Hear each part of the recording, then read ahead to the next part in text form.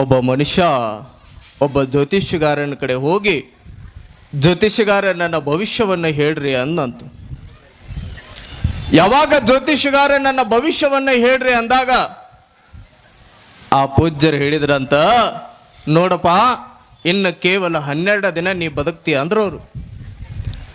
ನಿನ್ನ ಆಯುಷ್ಯ ಕೇವಲ ಈ ಭೂಮಿ ಮೇಲೆ 12 ದಿನ ಆದ ಮೇಲೆ ಹೋಗಬೇಕು ನೀನು. ಅವಾಗ ಅವ ಒಂದು ಆಶ್ಚರ್ಯ ಆಗಿ, ಯಾವ ದಿನ ಯಾವ ಸಮಯಕ್ಕೆ ಹೊಕ್ಕೀನ್ರಿ ಅದನ್ನ ಹೇಳ್ರಿ ಅಂದವ. ಹಿಂಗಪ್ಪ, ಈ ವಾರ ಬಿಟ್ಟು ಮುಂದಿನ ವಾರ ರವಿವಾರ ಬೆಳಗಿನ ಜಾವ 12 ಗಂಟೆಗೆ ಮ್ಯಾಲೆ ಗೊಟ್ಟಕ್ಕಂತಿ ನೋಡು ಅಂತ ಹೇಳಿದ್ರು ಅವ್ರು. ಯಾವಾಗ ಜ್ಯೋತಿಷ್ಯಗಾರ ಹಿಂಗೆ ಹೇಳಿದ್ರು ಅವನಿಗೆ ಆಶ್ಚರ್ಯ ಆಯ್ತು. ಅವಂದ ಜ್ಯೋತಿಷ್ಯಗಾರ ಕಡೆ ಎದ್ದು ನಿಂತು ಹೇಳಿದ, ಏಹೇ ನೀವು ಜ್ಯೋತಿಷ್ಯಗಾರ ಅಲ್ಲ, ನಿಮ್ಮ ಮಾತು ಸುಳ್ಳು ಮಾಡ್ತೀನಿ ಅಂದ. ನಿಮ್ಮ ಮಾತು ಸುಳ್ಳು ಮಾಡ್ತೀನಿ. ಆಯ್ತಪ್ಪ, ಮಾಡಿ ಹೋಗಂತ ನಕ್ಕು ಅಂತ ಹೇಳಿದ್ರು ಅವರು. ಮನೆಗೆ ಹೋಗ್ತಾನ. ಮನೆಗೆ ಹೋಗಿ ಚಲೋ ಚಲೋ ಫುಡ್ ಆಹಾರವನ್ನು ತಿನ್ನಕತ್ತ ನೋಡ್ರಿ. 4 ಜನ ಡಾಕ್ಟರ್ಗಳನ್ನ ತನ್ನ ಹತ್ರ ಇಟ್ಕೊಂಡ. ಹಿಂಗೆ ಆ ಕಡೆ ಇಬ್ರು ಈ ಕಡೆ ಇಬ್ರು ನಿಲ್ಸಿದ. ಡಾಕ್ಟರ್ ಎಲ್ಲ ದಿನ ಚೆಕ್ ಮಾಡೋರು. ಭಾಳ ಚಲೋನದೀಪ, ನೀ ಭಾಳ ಚಲೋನದಿ ಅನ್ನೋರವರು. ಅವನಿಗೆ ಹುಮ್ಮಸ್ಸು ಬರೋದು. ಎಂಥ BP ಶುಗರ್, ಎಂಥ ಆರೋಗ್ಯ ಹೀನಾದವರು ಕೂಡ ಈ ಭೂಮಿ ಬಿಟ್ಟು ಹೋಗ್ಯಾರ. ನಾನು ಬಹಳ ಚಲೋ ಅದೀನಿ, ಗಟ್ಟಿ ಮುಟ್ಟದೀನಿ, ನಾನು ಹೆಂಗೆ ಹೋಗ್ತೀನಿ ಅನ್ಕೊಂಡವ. ಆದ್ರೆ ಅವನೊಂದು ಕಲೆ ಇತ್ತು. ಅವನು ಈ ಮೂರ್ತಿಗಳನ್ನು ತಯಾರು ಮಾಡ್ತಿದ್ದ. ಬಹಳ ಅದ್ಭುತವಾಗಿರುವಂಥ ಮೂರ್ತಿಗಳನ್ನು ತಯಾರು ಮಾಡ್ತಿದ್ದ. ಅವಾಗ ಅವ ಅನ್ಕೊಂಡ, ಭಗವಂತನಿಗೆ ಸ್ವಲ್ಪ ಕನ್ಫ್ಯೂಸ್ ಮಾಡ್ಬೇಕು ಅನ್ಕೊಂಡವ. ಒಂದು 2 ದಿನ ಆದ್ಮೇಲೆ ಭಗವಂತ ಸ್ವಲ್ಪ ಕನ್ಫ್ಯೂಸ್ ಆಗ್ಬೇಕ. ಹೆಂಗ ಕನ್ಫ್ಯೂಸ್ ಆಗ್ಬೇಕಂದ್ರೆ, ನನ್ನಂತೆ ಕಾಣುವಂತ 100 ಮೂರ್ತಿಗಳನ್ನು ತಯಾರು ಮಾಡಿ ನಿಲ್ಲಿಸಿದ್ರು ಭಗವಂತ ನನ್ನನ್ನು ಕರ್ಕೊಂಡು ಹೋಗುವಾಗ ಕನ್ಫ್ಯೂಸ್ ಆಗಿ ಬೇರೆಯವ್ರನ್ನ ಕರ್ಕೊಂಡು ಹೋಗ್ಬೇಕು ಅನ್ಕೊಂಡ. ಸಾಧ್ಯ ಐತೇನ್ರಿ? ಇಲ್ಲ ಇಲ್ಲ. ಹಂಗಿದ್ರೆ ಈ ಭೂಮಿ ಮೇಲೆ ಹುಟ್ಟಿರುವಂತ ಪ್ರತಿಯೊಬ್ಬ ಮನುಷ್ಯನು ಕೂಡ ಹಂಗ ಪ್ರಯೋಗ ಮಾಡ್ಕೊಂತ ಹೋಗಿದ್ದ ನೋಡ್ರಿ. ಯಾವಾಗ ಮೂರ್ತಿಗಳನ್ನ ರೆಡಿ ಮಾಡಕತ್ತ ನೋಡ್ರಿ, ಹಗಲು ರಾತ್ರಿ ಅನ್ಲಾರ್ದ ಮೂರ್ತಿಗಳನ್ನ ರೆಡಿ ಮಾಡಿದ. ಎಷ್ಟು ಮೂರ್ತಿ ರೀ? 99 ಮೂರ್ತಿ ರೆಡಿ ಮಾಡಿ ನಡು ತಾ ನಿತ್ತ ನೋಡ್ರಿ. ತಾ ಗೊಂಬೆ ಹಂಗ ಹೆಂಗಿದ್ದು ಮೂರ್ತಿಗಳು ಹಂಗ ನಿತ್ತ. 11 ದಿನ ದಾಟಿತ್ತು, 12ನೇ ದಿನ ಬಂದಿತ್ತು. ಬೆಳಗಿನ ಜಾವ ಎಲ್ಲ ಮೂರ್ತಿಗಳ ಮಧ್ಯದೊಳಗೆ ಹಿಂಗ ನಿಂತುಕೊಂಡಿದ್ದ. ಯಮ ಬಂದ ನೋಡ್ರಿ. ಯಮನಿಂದ ತಪ್ಪಿಸೋಕೆ ಅಸಾಧ್ಯ. ಯಮ ಬಂದ, ನೋಡ್ತಾನ 100 ಮೂರ್ತಿಗಳನ್ನ. ಆಶ್ಚರ್ಯ ಆತ ಅವನಿಗೆ. ಇದೇನಿದು ಮನುಷ್ಯ ತನ್ನಂತೆ 100 ಮೂರ್ತಿಗಳನ್ನ ರೆಡಿ ಮಾಡ್ಯಾನಲ್ಲ, ಇದ್ರೊಳಗೆ ಯಾರನ್ನ ಕರ್ಕೊಂಡು ಹೋಗ್ಲಿಪ್ಪ ಅಂದ. ಇದ್ರೊಳಗೆ ಯಾರನ್ನ ಬೈಲಿ ನಾನು. ಅವಾಗ ಹೊಳ್ಳಿ ಓಡಿ ಹೋದ ನೋಡ್ರಿ. ಹೊಳ್ಳಿ ಓಡಿಗಿ, ಶಿವ ಶಿವ, ಏನು 100 ಮೂರ್ತಿಗಳನ್ನ ರೆಡಿ ಮಾಡ್ಯಾನ. 100 ಮೂರ್ತಿಗಳಲ್ಲ, 100 ಜನನ ಒಂದೇ ತರ ಹುಟ್ಟಿಸಿ ಅಲೋನಿ ಅಂತ ಹುಚ್ಚ ಅಂದ. 100 ಮಂದಿಗಳನ್ನ ಒಂದೇ ತರ ಹುಟ್ಟಿಸಿ ಭೂಮಿ ಮ್ಯಾಲ ಒಬ್ರಂಗ ಒಬ್ರಿಲ್ಲ ಅಂತ ಬಹಳ ಜನ ನೀನ ಹೇಳ್ತಿ. ಮತ್ತ 100 ಜನ ಒಂದಂಗ ಅದರಲ್ಲ, ನೋಡ್ಬಾಬೇಕಾದ್ರ ಅಂತ ಶಿವನ ಕರ್ಕೊಂಡು ಬಂದಂತ ನೋಡ್ರಿ. ಅಲ್ಲಿ ಶಿವ ಬಂದು ನೋಡ್ತಾನ, 99 100 ಮೂರ್ತಿಗಳು ಒಂದೇ ತರ ಅದಾವು. ನಡು ಎಲ್ಲಿ ನಿಂತಾನ ಅನ್ನೋದ ಗೊತ್ತಾಗೋಲ್ದು. ಶಿವನ ಒಂದು ಸಲ ಕನ್ಫ್ಯೂಸ್ ಆಗಿಬಿಟ್ಟ. ಹೆಸರು ಕೇಳ್ತಾನೆ, ಹೇಳಂಗಿಲ್ಲ. ಅವಾಗ ಒಂದ ಮಾತಂದ್ ನೋಡ್ರಿ, ಈ 100 ಮೂರ್ತಿಗಳನ್ನ, ಅದ್ಭುತವಾಗಿರುವಂತ ಮೂರ್ತಿಗಳನ್ನ ರೆಡಿ ಮಾಡಿರುವಂತ ಪುಣ್ಯಾತ್ಮ ಯಾರಪ್ಪ ಅನ್ನೋದೇ ತಡ ಮನುಷ್ಯ ಏನ್ ನಡು ನಿಂತಿದ್ದ ನಾನಂತ ಕೈ ಎತ್ತಿ ಬಿಟ್ಟು ನಾವು. ಇದರ ಅರ್ಥ ಏನ್ರಿ? ಮನುಷ್ಯನಿಗೆ ಈ ಅಹಂ ಅನ್ನೋದು ಹೆಚ್ಚು ನೋಡ್ರಿ. ಒಟ್ಟು ನಾ ಅನ್ನೋದು ಬೇಕಲ್ಲಿ. ಒಟ್ಟು ನಾನು ಇದೆಲ್ಲ ಮಾಡಿದ್ದ ನಾನು. ಶಿವಾಜಿ ಮಹಾರಾಜ ರಾಮದಾಸರಿಗೆ ಅದ್ಭುತವಾಗಿರುವಂತ ಅರಮನೆಯನ್ನ ಕಟ್ಟಾಕತ್ತಿದ್ದಂತ. ರಾಮದಾಸರು ಬಂದು ಎಲ್ಲ ಕಡೆ ತಿರುಗಾಡಕತ್ತಿದ್ರಂತ. ಎಲ್ಲ ಕಡೆ ತಿರುಗಾಡುವಂತ ಸಂದರ್ಭದೊಳಗ ಶಿವಾಜಿ ಹೇಳಕತ್ತಿದ್ದಂತ, ನೋಡ್ರಿ ರಾಮದಾಸರು ಇದನ್ನ ನಾನೇ ಕಟ್ಟಿನಿ.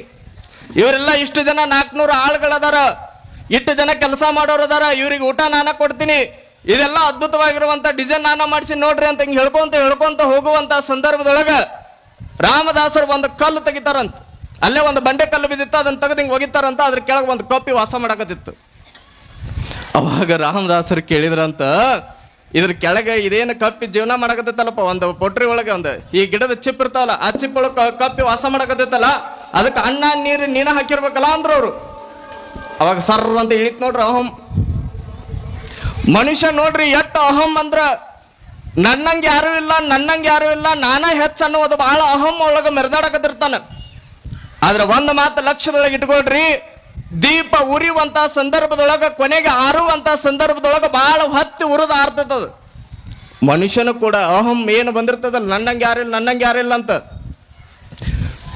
ದೀಪ ಉರಿಯುವಂತ ದೀಪನ ಒಂದು ದಿನ ಕೆಳಗೆ ಆರಿ ಹೊಕ್ಕತ್ತಂದ್ರ ಉರ್ಕೊಳ್ಳುವಂತ ಜನ ಬಹಳ ದಿನ ಬದುಕ್ತಾರೇನ್ರಿ? ಸಾಧ್ಯನೇ ಇಲ್ಲ. ಅದಕ್ಕೆ ಈ ಅಹಂ ಆಸೆ ಅನ್ನೋದು ಇರಬಾರ್ದು ಅಂತ ಹೇಳ್ತಾರೆ. ನೋಡ್ರಿ, ಯಾವಾಗ ನಾಗಲಿಂಗ ಅಜ್ಜೋರು ಹಿಂಗೆ ತಿರ್ಗಾಡ್ಕೊಂತ ನವಲಗುಂದ ಕಡೆ ಬಂದ್ರಂತ. ನಿನ್ನೆ ನವಲಗುಂದದೊಳಗೆ ಆ ಪಾಲಕಿಯನ್ನ ಅದ್ಭುತವಾಗಿರುವಂಥ ಸಾಹುಕಾರ ನಾಗಲಿಂಗ ಅವ್ರಿಗೆ ಕೊಡ್ತಾನ. ನಾಗಲಿಂಗ ಅಜ್ಜೋರು ಅದ್ರ ಮೇಲೆ ಕುಳಿತುಕೊಂಡು ಮೆರವಣಿಗೆ ಒಳಗೆ ಹೊಂಟಿರ್ತಿದ್ರಂತ. ಅಜ್ಜೋರು ಬ್ಯಾಡ್ ಅಂದ್ರು, ನಾಗಲಿಂಗ ಅಜ್ಜೋರು ಬ್ಯಾಡ್ ಅಂದ್ರು ಕೂಡ ಪಾಲಕಿಯನ್ನು ಕೊಟ್ಟಾನ. ಅದ್ರ ಮ್ಯಾಲ ಕೂತು ಮೆರವಣಿಗೆ ಒಳಗೆ ಹೋಗುವಂತ ಸಂದರ್ಭದೊಳಗ ಹಾದಿ ಒಳಗೆ ಒಂದು ಆ ದಂಪತಿಗಳ ಒಂದು ಮಾತಂದ್ರಂತ. ಏನು ಮಾತು ಅಂದ್ರ, ಏ ನಾಗಲಿಂಗ, ಪಲ್ಲಕ್ಕಿ ಒಳಗ ಆರಾಮ ಕುಳಿತ 4 ಜನಕ್ಕೆ ಬಾರಾಗಿಯೋಲು ಅಷ್ಟ ಅಂದ್ರ. ನೋಡ್ರಿ, ಬಾಳ ಬೆರಕಿದ್ರಂತ ದಂಪತಿಗಳವರು. ಪಲ್ಲಕ್ಕಿ ಒಳಗ ಮ್ಯಾಲ ಕುಂತ 4 ಜನಕ್ಕೆ ಬಾರಾಗಿಯಲ್ಲೋ ಅಷ್ಟ ಅಂದ್ರ ನಾಗಲಿಂಗ ಅಜ್ಜವ್ರು ಅಲ್ಲೇ ನಿಲ್ಲಿಸಿದ್ರಂತ. ನೋಡ್ರಿ, ಅದನ್ನ ಅಲ್ಲೇ ನಿಲ್ಲಿಸಿದ್ರು. ಅಲ್ಲೇ ಕೆಳಗೆ ಇಳಿದು ಅಲ್ಲಿಂದ ನಾಗಲಿಂಗ ಅಜ್ಜವ್ರು ಹೋಗಿಬಿಟ್ರಂತ. ಆ ಪಲ್ಲಕ್ಕಿ ಸಾಹುಕಾರ ಕೊಡಿಸ್ಯಾನ, ಅದನ್ನ ಹಿಡ್ಕೊಂಡಿರುವಂತ 4 ಆಳುಗಳ ಸಾಹುಕಾರ ಕಳಿಸ್ಯಾನ.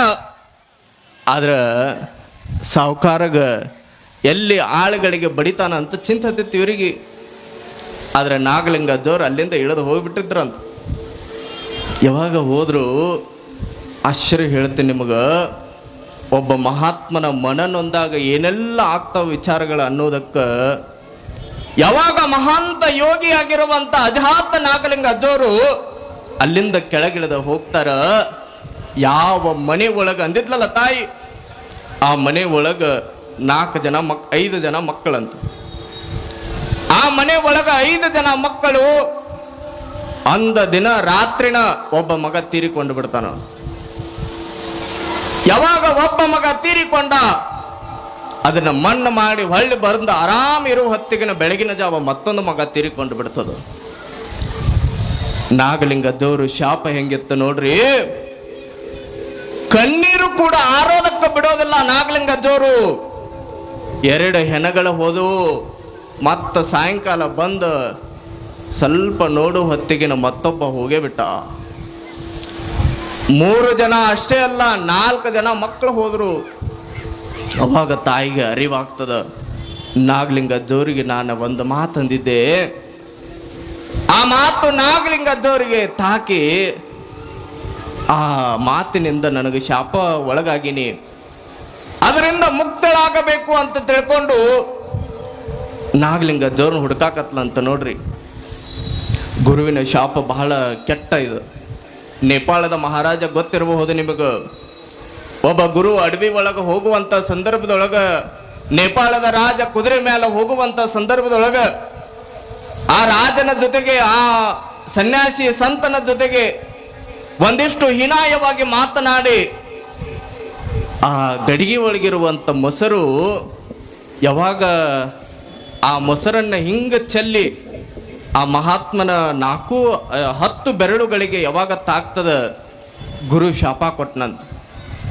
10 ಬೆರಳಿಗೆ ತಾಕಿರುವಂತ ಮೊಸರು 10 ತಲೆಮಾರು ಹೋಗುವವರೆಗೂ ಕೂಡ ನನ್ನ ಶಾಪ ನಿನಗ ತಾಕ್ಲಿ, 10 ತಲೆಮಾರುವರೆಗೂ ಕೂಡ ನಿನ್ನ ಮನೆ ನಾಶವಾಗಿ ಹೋಗ್ಲಿ ಅಂತ ಶಾಪ ಕೊಟ್ಟ ಅಂತ.